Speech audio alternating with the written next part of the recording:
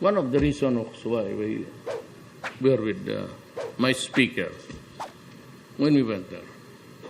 Sinabi niya, not all, remember, lest I be misquoted, not all, but there are certain Arab tribes in the Arab country, different Arab, that if you are a slave working for the family, if you are bought from the slave markets of Africa, usually black, or you are a paid servant there, rape is always inevitable.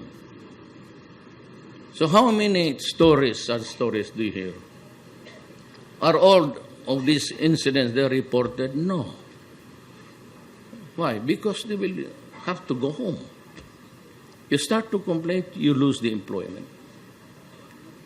So magbili na lang sila sa mga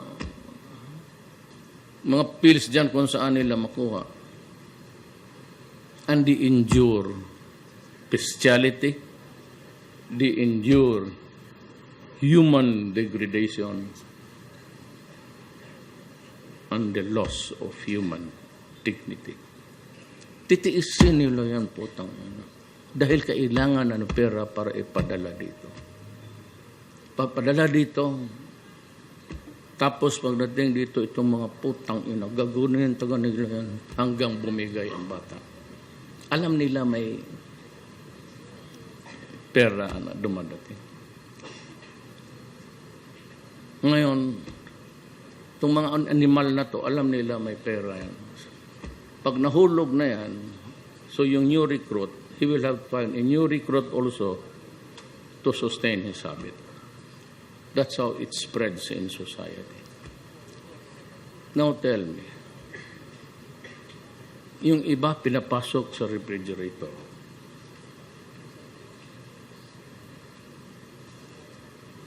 Yung iba pinapatay. How many times have you read?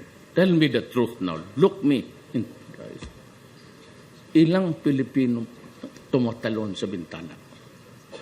What does that indicate? It happens almost every day.